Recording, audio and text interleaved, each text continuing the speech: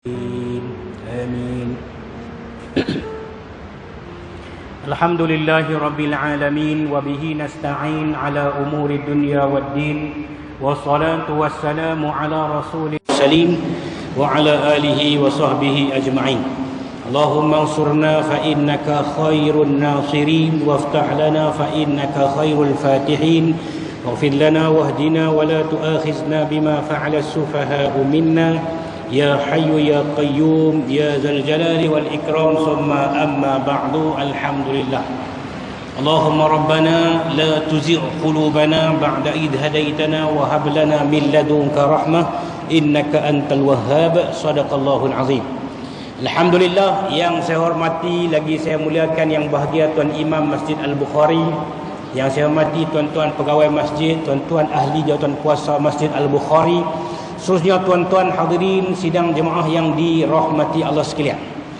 Alhamdulillah, syukur pada Allah Subhanahu wa taala, pada petang ini dapat sama-sama kita telah pun selesai melaksanakan solat fardu Jumaat, dan kita mengambil masa seketika untuk kita bersama-sama untuk dalam sesi tazkirah pada petang ini.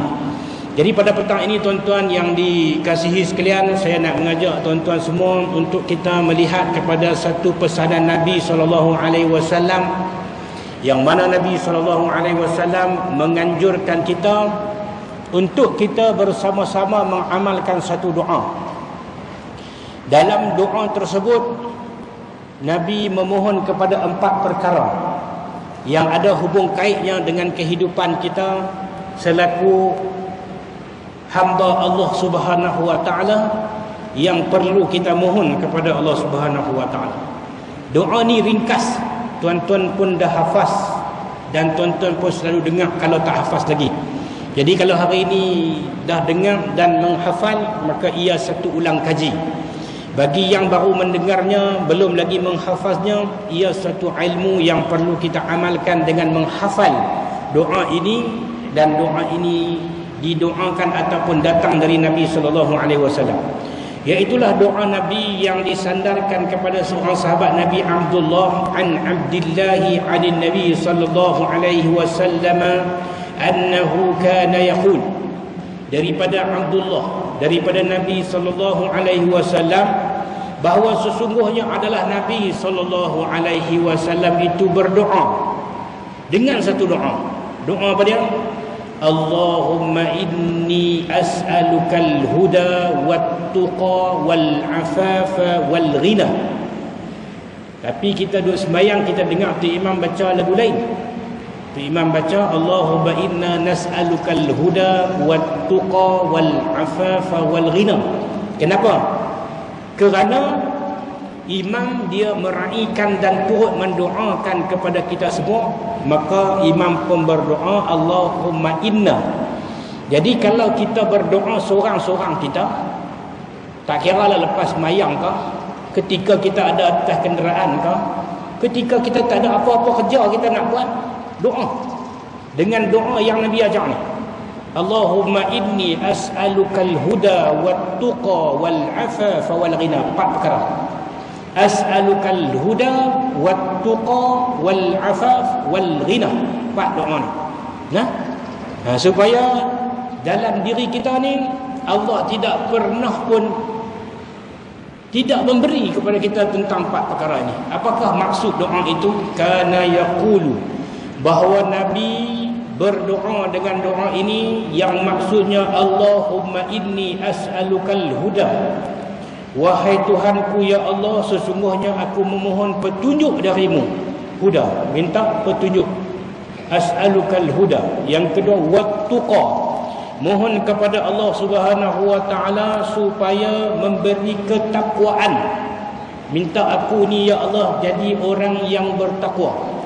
Yang ketiga, wal-afaf, iaitulah orang yang ada maruah diri, dengan iffah tersebut dapat menghindarkan diri kita daripada melakukan perkara maksiat dan perkara dosa. Dan yang keempat, wal-ghina, minta Allah jadi kita ni orang yang kaya, tapi bukan kaya harta. Maksud kaya di sini ialah kaya dengan kecukupan. Kaya dengan kecukupan yang ada pada diri kita. Kalau kita nak ukur kaya ni sebenarnya pada kita ialah kecukupan tu. Orang yang dia mengejar harta tu, dia duk berasa dia tak cukup lagi. Dia tak kaya lagi. Tak macam tuan-tuan ni. Tuan-tuan semua ni dah rasa cukup. Sebab tu ada masa untuk tunggu ataupun untuk duduk dalam masjid ni. Orang yang tak kaya lagi dia kalut. Nak cari hak ni, takut tak ada dapat. Itu beza dia. Maksud rina di sini bukan menjadi kaya raya sampai tak ada masa kepada Allah, tetapi rina di sini ialah kaya dari sudut kecukupan. Baik tuan-tuan yang dirahmati Allah sekalian. Pengajaran yang kita dapat ambil daripada hadis ini tuan-tuan sekalian ialah Rasulullah sallallahu alaihi wasallam mengajak kita yang pertamanya untuk kita mohon doa agar dikurniakan petunjuk. Petunjuk tu hidayah. Kenapa kita kena minta hidayah ni? Ada hidayah yang kita tak kena minta. Contohnya hidayah ketika kita dilahirkan waktu kecil, waktu kita jadi baby tu, rasa nak terberak, teriak. Rasa nak terkencing, teriak. Berasa panas, teriak. Berasa lapar, teriak. Allah dah bagi hidayah tu. Budak tu dia tak perlu mengaji pun benda tu. Budak tu dia tak perlu minta pun benda tu pada Allah. Tapi Allah bagi dia ada benda tu. Dengan hanya dia menangis saja, mak dia dah tahu hak ni panas, hak ni pampers penuh, hak ni berak, hak ni kencing, hak ni lapar, hak ni ruam, hak ni duduk tak senang. Tu hidayah yang Allah bagi kepada manusia ketika budak-budak. Begitu juga binatang. Hidayah tu Allah bagi juga kepada binatang. Pada masa kecil binatang tu sebelum dia boleh terbang ataupun dia boleh jalan, Allah bagi hidayah. Yang kedua tuan-tuan, hidayah yang Allah beri kepada kita dalam bentuk panca indera kita. Iaitu bila kita sakit, terus kita terasa. Kita luka, terus rasa sakit. Kita mata tak nampak, terus kita nampak macam kelam ni. Hidayah yang Allah bagi dalam bentuk panca indera.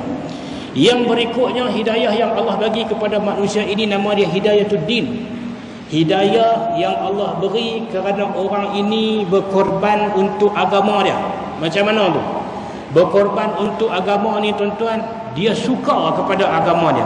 Agama memandu dia kepada jalan yang betul. Itu hidayah. Kalaulah kita cari dunia ni sampailah umur kita 40, 50, 60, hak kita cari tu tak dapat-dapat pun, maka tuan-tuan yang dirahmati Allah sekalian, maka pada masa itu kena cari agama. Dalam tempoh umur kita belas tahun, waktu kita balik sampai umur kita 20, kita cari kerja, umur kita dekat 30, kita menikah, sampai 40 kita tak sukses lagi, 50 masih duduk teruk lagi, pencen masih duduk kena kerja lagi tuan-tuan. Masa ini kena balik kepada Allah Subhanahu Wa Taala. Kerana kita risau tuan-tuan, waktu penghujung usia kita nanti ni, kita masih lagi belum mendapat hidayah Allah. Allah bagi hidayah dalam bentuk agama, yakni minat kepada program agama, suka kepada majlis agama, suka pergi kepada masjid, suka buat baik kepada orang Islam. Allah bagi Hidayatuddin. Ramai orang kita kaya tapi tak dapat Hidayatuddin. Dia sibuk dengan dunia dia ni, hidayah agama tak ada. Dia buat sesuatu perkara hanya mengikut apa yang dia rasa, ataupun disebut pemikiran bebas. Dia rasa hak ni betul, aku kata gini tak puas pun. Tak boleh tuan-tuan. Agama ni dia pandu kita, itulah yang dinamakan hidayah agama. Yang keempat, yang terakhir ni hidayah ni. Hidayah yang Allah bagi juga yang wajib kita minta. Hak lain tu Allah bagi percuma. Saya sebut 2, 3, 4 dah ni. Tetapi yang terakhir ni wajib kita minta. Kalau tak minta Allah tak bagi. Nama dia Hidayatut Taufiq. Hidayatut Taufiq. Sebab tu kita kalau sepatutnya kita kena sebut macam ni, wabillahil hidayatu wat taufiq. Tapi tak apalah, wabillahi taufiq wal hidayah pun tak apalah. Dua-dua tu boleh, tak jadi masalah pun. Tetapi tuan-tuan, ada satu jenis hidayah yang Allah bagi kita wajib minta. Hidayah tu apa dia? Hidayatut Taufiq, iaitu hidayah yang Allah bagi kecemerlangan kepada kita untuk dunia dan akhirat. Apa dia hidayatul taufik tu? Tadi tuan-tuan semayang 2 rakaat. Tuan-tuan semayang 2 rakaat, semayang fardu tadi. Dalam 2 rakaat tu tuan-tuan minta kepada Allah. Tang mana? Ihdinas siratal mustaqim. Siapa semayang Jumaat tadi dia tak baca hal tu, semayang dia tak sah. Tu nak bang. Tahu dah kan? Tang mana cikgu? Tang surah Fatihah pula. Nah. Jadi orang yang semayang Jumaat dia tak baca ihdinas siratal mustaqim, maknanya tak baca Fatihah dah. No, jangan pening. Dia tak baca Fatihah bererti kata tuan-tuan sekalian, semayang dia tak sah. Dalam bacaan Al-Fatihah itu rukun yang wajib kita baca, ada satu perkara yang kita kena minta kepada Allah, iaitu ihdinas siratal mustaqim. Wahai Tuhan, tunjukkanlah kami jalan yang lurus. Itulah nama dia hidayatul taufik. Kenapa perlu minta hidayatul taufik? Okey, macam ni. Ada orang ni dalam hidup dia, sepanjang hidup dia sampai umur 5-60, dia masih tak kenal Allah Subhanahu Wa Taala. Tapi satu masa berlaku kematian dalam rumah dia. Maka orang Masjid Bukhari inilah yang menguruskan jenazah adik-adik dia tu. Anak dia ke, bini dia ke. Masa tu dia, ya Allah, dunia ni tak ada apa. Pasal apa? Keluarga aku Tuhan, keluarga aku ya Allah dah kena ambil, isteri yang aku sayang dah mati, anak yang aku sayang semua pergi habis, tinggal aku seorang. Siapa yang pergi menguruskan jenazah dia? Orang masjid. Maka ketika itu tuan-tuan, dia pun hatinya telah pun kembali kepada Allah. Sembahyang pun mai, ibadat pun mai, zikir banyak, belajar mengaji dan sebagainya. Tapi tuan-tuan, jika tidak mendapat hidayah taufik, benda tu kita buat seketika saja. Dia buat sah, buat sah, lepas tu dia rasa cemuin, dia tak main dah. Yang tu yang duk jadi pada manusia. Sebagai contoh paling dekat dengan kita, masa habis Ramadan hari tu ni, semua duk berazam, ya Allah, kalau boleh ada Ramadan sebulan lagi, ya Allah. Kalau boleh ada Ramadan sebulan lagi, tak mau nak tinggal masjid, nak hidup di masjid ni saja, ya Allah. Sebab aku kerja dunia ni, aku tinggal dah, aku nak buat kerja di masjid ni saja. Tapi habis raya 2 hari, ruyuk selera, tak tahu pergi mana, balik kampung. Dia kata ustaz, weh, balik kampung, mereka balik pergi tempat mereka. Masalahnya tempat mereka pun sama, tempat kita pun sama. Jadi kenapa perlu kepada hidayah taufik ini? Hidayah taufik ini, tuan-tuan puan-puan yang dirahmati Allah sekalian, ialah hidayah yang Allah bimbing kita sampai kepadanya. Ada orang yang bertaubat di hujungnya, tapi di penghujungnya last tak dapat juga.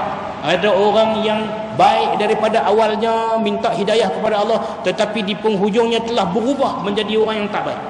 Sebab itu penting bagi kita sebagai seorang hamba untuk minta kepada Allah dengan hidayatul taufik ini. Betul.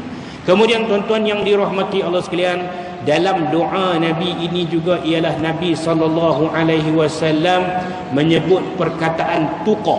Tuqa ini daripada perkataan asalnya taqwa, yang bermaksud melaksanakan perintah Allah dan meninggalkan apa yang dilarang oleh Allah.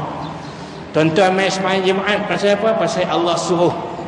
Tuan-tuan tak pi ke tempat perjudian pasal apa? Pasal Allah larang. Tu takwa. Takwa ni senang nak bagi mudah faham. Kita berhati-hati daripada terpijak duri. Depan saya ni duri semua. Adalah lorong kecil-kecil itu boleh masuk kaki je. Belah ni 2 kaki, belah ni 2 kaki. Kiri kanan tu semua duri. Maka waktu saya nak jalan di kawasan duri itu, saya berhati-hati supaya duri tidak tercucuk kaki saya. Itu maksud takwa. Berhati-hati dengan perkara maksiat, berhati-hati dengan perkara buruk, maka kita akan berhati-hati itu. Itu mudah nak bagi fahamnya. Maka konsep takwa ini seperti mana yang telah disebut oleh Sayyidina Ali radhiyallahu anhu, iaitu takwa yang pertama ialah al-khawfu bil jalil. Lama tuan-tuan duk semayang ni, ada rasa takut pada Tuhan tak? Lama dah ustaz. Saya ingat saya semayang ni masa mula-mula balik tu sampai kelak. Dalam kita duk buat semayang ni, ada rasa takut pada Tuhan. Maka ciri-ciri yang pertama orang yang bertakwa, al-khawfu bil jalil. lagi dia taat kepada Allah, lagi dia takut kepada Allah. Kenapa? Takut yang pertama, ibadat kita buat Allah tak terima. Takut yang kedua, ibadah yang kita buat itu tak kena. Takut yang ketiga, ibadah yang kita buat tu kita duk perasan kata diri kita ni baik. Banyak orang dia rasa macam tu. Dia rasa dia puasa sunat, dia rasa dia sedekah, dia rasa dia sembahyang Jumaat, dia rasa dia doa banyak, zikir baca Quran, dia duk perasan kita baik. Itulah takut. Al-khawfu bil jalil, takut kita ni perasan kita tu baik. Itu masalah tuan-tuan. Ada satu makhluk Allah yang Allah halau dia keluar daripada syurga. Kenapa? Kerana dia perasan dia baik. Tuan-tuan tahu makhluk tu siapa? Iblis. Dia bukan lekeh macam kita ibadat. Ibadat dia 1000 tahun. Tapi Allah minta kat dia satu je. Usjudu li Adam. Wahai sekalian malaikat, kami perintahkan kamu semua sujud pada Adam. Sujud ni ialah menghormati, bukan macam sujud semayang tu. Sujud hormat, tunduk saja kepada Nabi Adam. Usjudu li Adam fasajadu. Malaikat semua sujud kecuali kawan ni. Kawan hak perasan kata dia tu baik. Apa kata dia? Khalaqtani min nar. Aku ni jadi pada api. Aku ni ibadat lagi banyak. Wa khalaqtuhu min tin. Nabi Adam tu diciptakan daripada tanahnya. Aku lebih mulia pada dia. Bila dia kata macam tu, Allah murka dengan dia. Allah suruh dia keluar daripada rahmat Allah.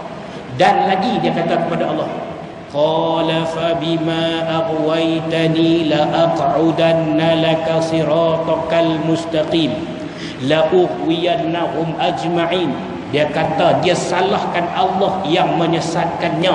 Dia kata kerana Tuhan telah menyesatkan aku, maka aku akan hasut semua anak-anak Adam ini, illa ibadaka minhumul mukhlasin, melainkan anak cucu Adam yang ikhlas. Yang tu aku tak boleh nak kacau dia. Maka tuan-tuan dirahmati Allah sekalian, cuba letak tanya soalan dalam diri kita. Sepanjang hidup kita, kita buat ibadat ada rasa takut tak pada Allah? Yang kedua, Sayyidina Ali kata wal amalu bit tanzil. Apabila kita meletakkan diri kita nak menjadi orang yang bertakwa, kena beramal dengan Al-Quran.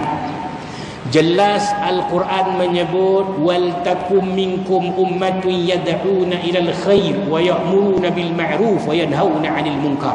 Allah kata hendaklah ada satu golongan di kalangan kamu yang mengajak kepada kebaikan, ya'muruna bil ma'ruf, suruh buat baik, wa tanhauna 'anil munkar, dan mencegah daripada kemungkaran.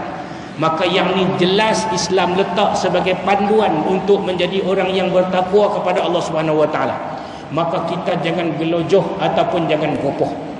Sebagai contoh, no? Sebagai contoh, kita jangan buat benda yang Islam tak bagi. Sebagai contoh, di sebelah kita ni ada satu bangunan yang sedang dok buat. Kemudian yang dok buat tu orang-orang luar, adalah 50 orang, 20 orang, 100 orang dok buat. Kemudian yang rumah kita ada kat sekeliling ni, satu hari, satu petang, anak lelaki, anak perempuan kita, bini kita keluar, mereka tu duk tengok anak-anak kita, duk tengok bini kita. Kita risau takut bini kita tu diperlakukan yang tidak baik oleh mereka. Maka kita pun bagi cadangan kat Masjid Bukhari. Kita kata, wahai Masjid Bukhari, saya ni risau anak-anak bini kita dia keluar pergi beli barang apa semua tu, mereka tu duk tengok anak-anak kita tu. Jadi saya cadangkan supaya mereka ini dapat melampiaskan nafsu mereka, kita bina di hujung sana rumah pelacuran. Tuan-tuan faham tak faham? Faham tak faham sudah? No? Kenapa? Kita nak supaya benda itu tak berlaku kemudaratan. Sebenarnya kita sedang mengundang kemudaratan. Sebelum ni orang dok main sembahyang Masjid Bukhari 200, buat rumah pelacuran tuan tu tinggal 20. Maka tapi mana habis buat ni? Di mana habis? Rupanya duk beratok tu.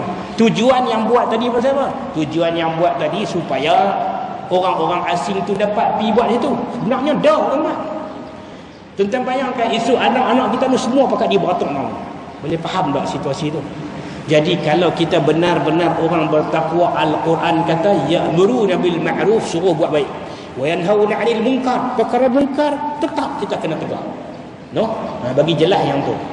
Walaupun pandangan kita itu nampak betul, tapi sebenarnya tuan-tuan, dia mengundang keburukan yang besar.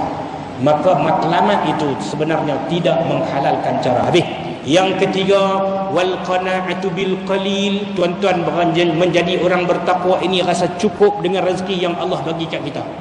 Walaupun banyak ni lah. Kalau banyak lagi kita bersyukur dengan Allah Subhanahu Wa Taala, itu tanda orang bertakwa. Dan yang keempat, wal isti'dadu li yaumir rahil. Orang yang bertakwa ialah orang yang buat persiapan untuk menghadapi hari mati dia. Kita tahu semua nak mati, maka buat persiapan hari ini. Habis berkaitan dengan takwa. Doa yang ketiga, Allahumma inna nas'alukal huda wat tuqa wal afaf. Yang ketiga ialah wal afaf, iaitu menjaga kehormatan diri. Minta Allah lindung kita supaya Allah jaga kehormatan diri kita. Kenapa tuan-tuan? Senang cerita. Bila kita dilihat oleh manusia sebagai masyhur, kebanyakan manusia akan mendekati orang masyhur. Alat-alat yang menjadikan manusia masyhur pada hari ini ialah media sosial. Maka kita pun naiklah dengan media sosial. Tapi sebenarnya kemungkaran juga turut naik bersama dengan kita. Tak salah kalau tuan-tuan seorang influencer yang berjaya mengajak budak-budak muda untuk main solat subuh seperti Jumaat di Masjid Bukhari. Katalah dalam ni ada influencer 6 orang, dia duk kempen, wahai penduduk Masjid Bukhari, main semayang subuh macam semayang Jumaat. Ramai. Bagus. Tapi tuan-tuan, ujian juga akan turut serta di situ. Maka apa perlu ada pada diri kita? Afaf.